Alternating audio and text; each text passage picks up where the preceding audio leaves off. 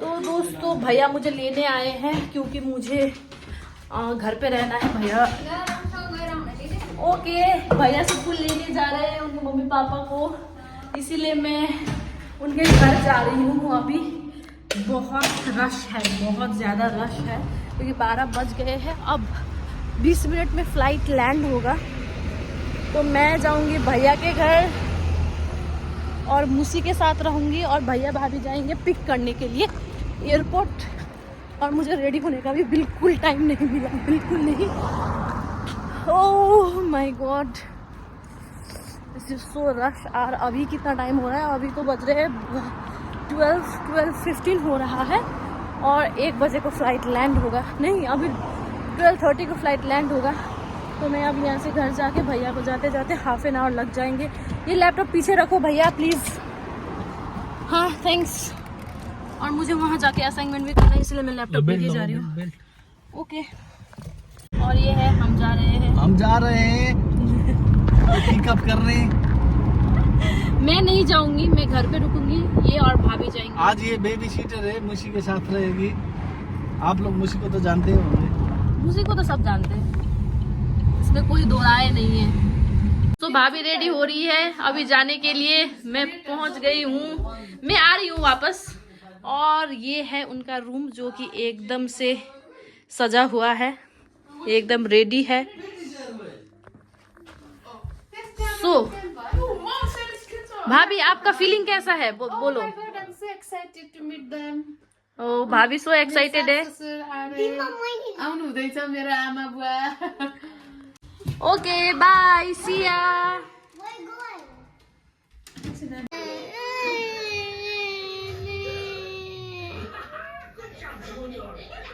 मुसी no crying muso. Era यार, see they are going. Tell bye Chito bye tell.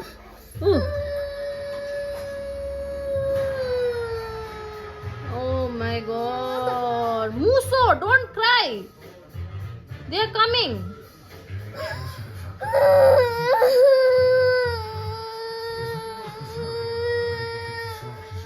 Muso. Okay, so Musi is here. She is happy now. She is not crying. मुसी थोड़ा emotional हो गई थी, रो रही थी क्योंकि उसको भी एयरपोर्ट जाना था, लेकिन अभी मुसी बहुत खुश है। ओके, सो मैं और मुसी दोनों मिलके उसके ग्रैंड पेरेंट्स को वेलकम करेंगे, बहुत अच्छे से उनका स्वागत करेंगे, ठीक है? So I thought today, since Iris is gone, what should we do? When do you think? This family gathered together to honor their grandmother's last. चलो अब मुसी लगभग उसका रोना स्टॉप हो गया, खाना खा लिया और फिर मैं काम पे लगती हूँ फिर से। चलो गाइज, मैं भी रेडी हो गई हूँ अब, क्योंकि मैं ऐसे ही दौड़ के आई थी, जैसे मॉर्निंग वॉक से आई वैसे ही भैया आ गए मुझे लेने के लिए, क्योंकि मुसी को घर पे छोड़ के जाना था और उसको अकेले तो नहीं छोड़ सकते, इसीलिए मैं आ गई यहाँ पे। फिर मुसी को खाना दिया, खुद भी खाना खाया, अब नहाया और फिर मैं रेडी हो गई, क्योंकि मुझे भी थोड़ा सुंदर लगना है, मैं ब्लॉगिंग जो कर रही हूँ। और एनीवे मुझे साग बनाना है, क्योंकि जो मेरे फूफा और फूफी आ रहे हैं वो सिंपल खाना पसंद करते हैं, सिंपल खाते हैं, इसलिए भाभी जो है पालक लेके आई है और उसको बस मुझे थोड़ा सा तेल में डाल के सिंपल सा बस बनाना है, क्योंकि उनको वैसा खाना पसंद है, सिंपल वाले। हालांकि मैं भी ऐसा साग खाना इंजॉय करती हूँ, लेकिन यहाँ पे कम ही मिलता है। कोई स्टोर जो होता है, इंडियन स्टोर्स होते हैं यहाँ पे, जहाँ पे जाके हम ये सब फूड ला सकते हैं, लेकिन बहुत ज़्यादा महंगा होता है दोस्तों, सीरियसली। इसलिए मुझे ना ऐसा लगता है कि पैसे को पानी में फेंक रहे हैं, इसलिए मैं ज़्यादा प्रेफर नहीं करती। कभी कभी मन होता है तो हम खाते हैं, ऐसा नहीं है कि हम रोज़ ही ऐसा जो इंडियन स्टोर से जो साग वगैरह है वो खा पाते हैं, क्योंकि बहुत ज़्यादा महंगा होता है। अगर मैं आपको प्राइस बता दूँ, फॉर एग्ज़ाम्पल जो पालक है, ठीक है, एक बंडल पालक का आपको पड़ेगा 200 रुपये, और अगर आप 5 लाओगे तो आपको पड़ेगा 1000 रुपये। ऐसा है, मतलब ये तो पानी पैसे में बहाना है, राइट। एक बार का साग, एक एक बार का जो साग होता है उसको 1000 रुपये में खरीद के लाना, वो टू मच हो गया। इसीलिए वो बस कभी कभी मन किया तो खाते हैं, ऐसा नहीं है कि मैंडेटरी हाँ साग लाना है खाना है अच्छा है सेहत के लिए, ऐसा कुछ नहीं है। ठीक है, फिर मैं बनाने जा रही हूँ किचन में, आप भी मेरे साथ चलिए और देखिए कि कैसे बना रही हूँ। ठीक है, तो मुझे पालक बनाने हैं अभी। ये चाकू ठीक नहीं होगा।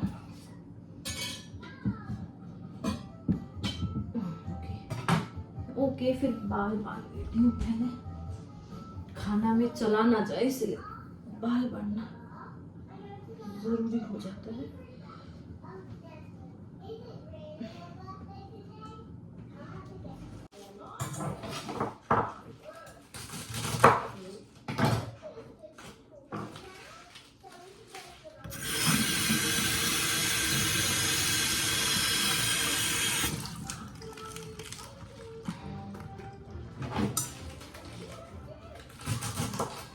इसको ऑलरेडी मैंने धो के रखा था क्योंकि भाभी ने मुझे बोला हुआ था कि अच्छे से धो के बनाना, क्योंकि इस पे मिट्टी है बहुत। इसको कुछ नहीं करना है दोस्तों, बस इसको कटिंग किया मैंने, ठीक है, इसको बस कटिंग किया और थोड़ा प्याज थोड़ा लहसुन और 5 फोरन, फिर रेडी हो जाएगा। ये बहुत इजी है इसको बनाना। ये मूसी के साथ बहुत ज़्यादा बोर हो रही हूँ क्योंकि ये मुझे ना तो अच्छी कंपनी दे रही है, ना मेरे साथ ये अच्छे से बात कर रही है। ये मेरे साथ बहुत बुरी तरीके से बात कर रही है। अभी ये देखो केला खाने वाली।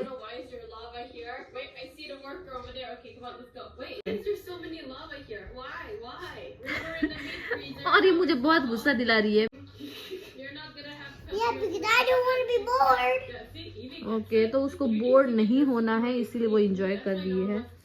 मैंने जब उसको बोला कि मैं तो बोर हो रही हूँ लेकिन तुम्हें देख के तो ऐसा लग ही नहीं रहा है कि तुम किसी का वेट कर रही हो, तो वो बोल रही है कि क्योंकि मुझे बोर नहीं होना इसीलिए मैं किसी भी चीज़ को लेके एंजॉय कर रही हूँ। वो भी अच्छा ही है।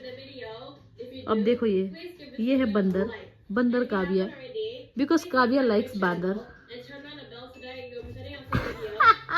और दोस्तों एक तरफ हम घर पे बोर हो रहे थे, दूसरी तरफ भाभी भैया और तेजस गए थे। और ये एयरपोर्ट का नज़ारा है जब वो वेट कर रहे थे फूफा और फूफी के लिए।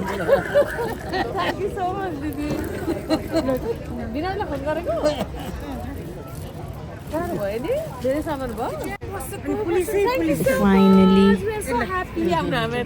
उनका मिलन हुआ, वो मिले और फिर फोटो सेशन चला। मतलब दोनों देखो कितने खुश है, ऐसा लग रहा है कि मतलब एक फीलिंग होता है ना, वो एक्सप्लेन कर नहीं सकते। भैया मिले फाइनली भैया अपने मम्मी पापा से मिले। और भैया को मतलब होता ना, मैंने कभी भैया को ऐसे नहीं देखा। उनके मन में इतना प्राइड है कि हाँ मैं अपने मम्मी पापा को ला पाया, ऐसा टाइप का कुछ फीलिंग है उनको। अब ये देखिए मूसी का एक्साइटमेंट, जैसे वो आए मूसी मतलब इतना एक्साइटेड हो गई थी। जैसे मैंने डोर खोला वो ऐसे करके उसने एक्सप्रेशन दिया कि अब होता है ना कि बच्चों ने कभी एक्सपीरियंस नहीं किया था कि उनके दादा दादी भी उनके घर यहाँ तक इतना दूर आ पाएंगे। तो जब उनको ये फीलिंग करने को मिला, ये फीलिंग्स सच में एक्सपीरियंस करने को मिला, तो बच्चे भी एक जैसे नम से हो गए। ये पहली बार है कि मेरे फूफी और फूफा भैया के घर आए हैं। इतने 7 समुंदर पार देखा कि उनका बेटा कहाँ रहता है, उसका घर कैसा है, और ये फीलिंग अनएक्सप्रेसिव है। और फूफी आते ही अपना मिठाई का पोटला खोलने लगी जो वो नेपाल से लाई थी। बहुत सारा तितौरा पुष्टकारी ये सब सबको पसंद है ऐसे। फिर क्या था, हमारा चाय सेशन चला क्योंकि उनको आते ही चाय पीना था। भाभी उनको घी दिखा रही थी जो उनके लिए उन्होंने स्पेशली बनाया था। भैया सबको वीडियो कॉल कर करके दिखा रहे थे। फिर खाना वाना खाया। इतना कॉल्स पे कॉल्स आ रहा था कि पहुँचे या नहीं, कैसे पहुँचे, इसके लिए होता ना वो एनी टाइम कॉल पे ही थे। फिर खाना खा के कपड़े चेंज करके हम टीवी देखने के लिए बैठे।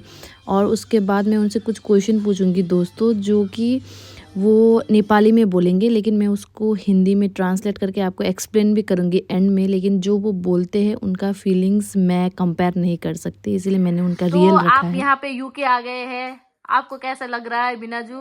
हमको तो बहुत अच्छा लग रहा है, बढ़िया बढ़िया अच्छा लग रहा है। शादी से भी भेंट हुआ है। क्या चीज? जो यात्रा थी आपकी वो कैसी थी? यात्रा बहुत अच्छा हो गया। मतलब फ्लाइट में कैसा लगा? फ्लाइट में रात भर सोने को नहीं पाया है। और ये फर्स्ट एक्सपीरियंस था आपका? हाँ? ये पहला एक्सपीरियंस था फ्लाइट हाँ, में? पहला तो है। इससे पहले कभी चढ़े थे फ्लाइट में? फ्लाइट में नहीं चढ़ा था मैं, कोई दिन में भी नहीं चढ़ा था। ओ आप तो ये पहली बार चढ़ा है। ओ आप तो सीधा इंटरनेशनल फ्लाइट ही चढ़ लिए ना। हाँ। हमने तो पहले डोमेस्टिक भी चढ़ा था, इसीलिए उतना कुछ एक्सपीरियंस नहीं हुआ। आपने तो बहुत बढ़िया एक्सपीरियंस कर लिया, डायरेक्ट इंटरनेशनल। क्या करें। ठीक है, तो फिर अच्छा था, इसका मतलब आपका ओवरऑल यहाँ रहे हैं तो इसीलिए तो मौका आया। अब नेपालीबाट भन्नु, अब भन्नु कतिको जाडो रहेछ? कतिको जाडो रहेछ? जाडो यहाँ जाडो अलिअलि छ, त्यति साह्रो जाडो पनि होइन, मामुली हो। यो पछि हिउँदमा चाहिँ कस्तो हुने हो। फेरि आप इतना लंबा यात्रा करके आई, आपको कैसा फील हुआ? फ्लाइट में कस्तो लाग्यो तपाईलाई? हिन्दी जान्दिनँ, फ्लाइटमा राम्रो लाग्यो। राम्रो मात्रै लाग्यो, अरू कस्तो भयो? भालो लाग्यो, भालो लाग्छ। अन्त तपाईलाई कस्तो, मतलब कस्तो फिलिङ भयो? कस्तो फिल भयो त्यो भित्र चाहिँ बस्दा? दग दग दग भयो, धरर भयो भन्नुहुँदै थियो। फिल राम्रो भयो नि, तर अब एकदम बोटु ढुकढुक हुने क्या उसले थरर कमाइ गर्छ प्लेनमा। अन्त अरू कस्तो डर लाग्यो? होइन त, गाडी जस्तो होइन क्या, गाडीमा त अरू जस्तो हुँदैन, सर्व भुइँमा कुदेको, तँ त अब आकाशमा कुदेको।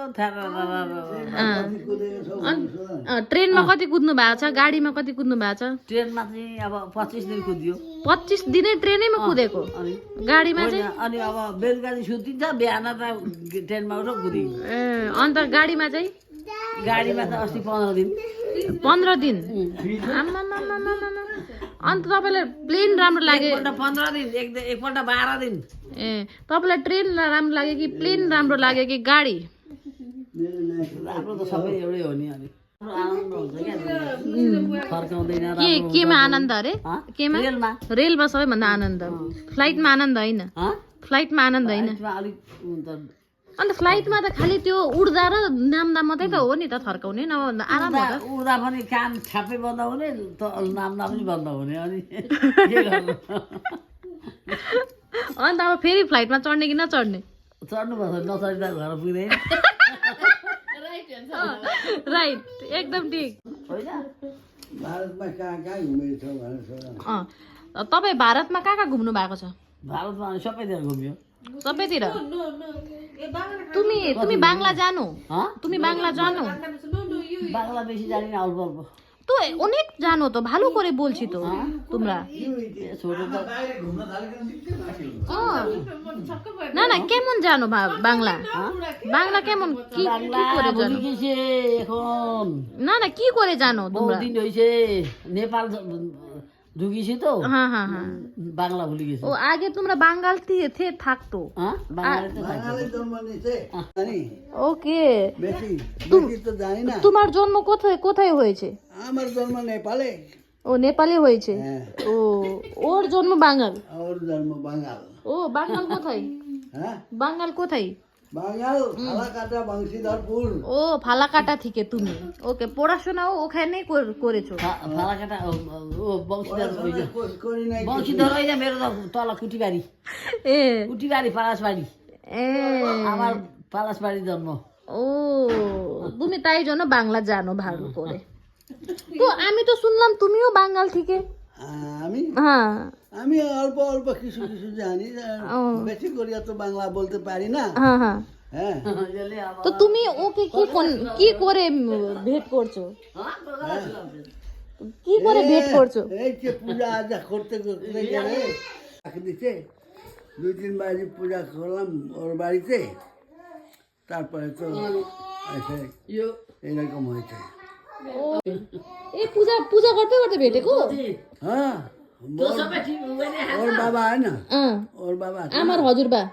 হ্যাঁ তোমার হারুল্লাহ তো ও বলছে এ, বাবার নানি আইসো আমার বাড়িতে পূজা করো কিছু পাঠ করো অমুক সত্যনারায়ণ পূজা করতেছি তুমি পড়ো বলে আর কোনোদিন গোঠাদু বললে গোঠ পূজা করবো বলে বলাইছে কোনোদিন বেদ পাঠ করতে বলাইছে তখন তো ऐसे करते करते तो दोस्तों आज के लिए इतना ही। अब फूफू और फूफा जो आए हैं हम उनके साथ बैठ रहे हैं, गप्पे लगा रहे हैं और टीवी भी देख रहे हैं। ये राई महिला देख रही है और उन्होंने अपना फ्लाइट का एक्सपीरियंस शेयर किया। उनको हिंदी नहीं आता इसीलिए उन्होंने नेपाली में बोला और उनको बंगाली भी आता है क्योंकि हाँ इनको हिंदी नहीं आता और फूफा जो को हिंदी बहुत अच्छे से आता है। और ट्विस्ट ये है दोस्तों कि हमारी जो फूफू है उनका जो मायका है वो बंगाल में है क्योंकि हम बंगाल में रहते हैं और मेरे पापा की दीदी है वो, तो उनका मायका बंगाल में था और उसके बाद उनका शादी नेपाल में हुआ, इसीलिए उनको बंगाली अच्छा से आता है। उन्होंने बंगाली में बोला है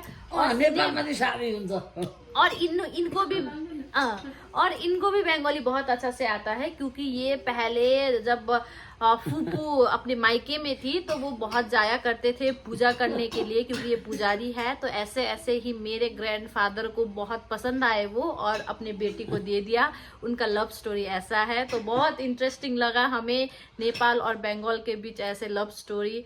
और फिर मिलते हैं नेक्स्ट व्लॉग में, तब तक के लिए बने रहे और हम आपको और ज्यादा अपडेट देते रहेंगे। और हमारी फूफू जो है वो बहुत जॉली पर्सन है, वो अभी भी कुछ बोलना चाहती है। हाँ, इतना टायर्ड होके भी ये बहुत एक्टिव है और बोल रही है कि उसको फ्लाइट में चढ़ते टाइम धक धक हुआ, उनका दिल जैसे होता है ना कि हार्ट बीट बढ़ गया था क्योंकि ये उनका पहला फ्लाइट था। और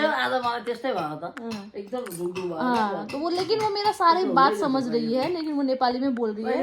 ऐसा है कि नेपाली और हिंदी सेम टू सेम है, कोई भी समझ लेता है लेकिन सब कोई बोल नहीं पाते।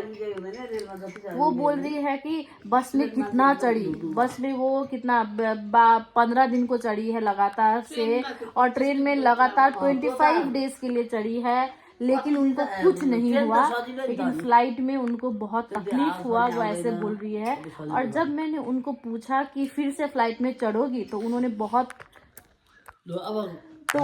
अच्छा आंसर दिया, फिर से फ्लाइट में चढ़ूंगी नहीं तो फिर घर कैसे पहुंचूंगी। ये सबसे अच्छा जवाब था आज का। तो आज के लिए इतना ही। अच्छा और क्या पूछूं? 25 दिन ट्रेन में उठी है तो कहाँ कौन जगह में गई है वो वो नेक्स्ट ब्लॉग में मैं पूछूंगी कि 25 दिन जो ट्रेन में चढ़ी है वो कहाँ कौन से जगह में गई है क्योंकि बिना जो मुझे ये आइडिया दे रहे हैं, फूफा जो मुझे आइडिया दे रहे हैं कि मैं उनको ये पूछूं और दूसरा वीडियो बनाऊं। ठीक है, फिर दूसरे वीडियो में मिलते हैं। बाय बाय, टिल देन सी या। और इनका जो यूके का एक्सपीरियंस है वो भी शेयर करेंगे। अभी तक तो उतना घूमे नहीं है क्योंकि डायरेक्ट एयरपोर्ट से घर आए हैं और बस रास्ता ही देखा है और यहाँ का क्लाइमेट ही देखा है, लेकिन और दिन में और ज़्यादा ये लोग एक्सपीरियंस बोलेंगे अपना, तभी फिर से सुनते हैं इनके जुबान।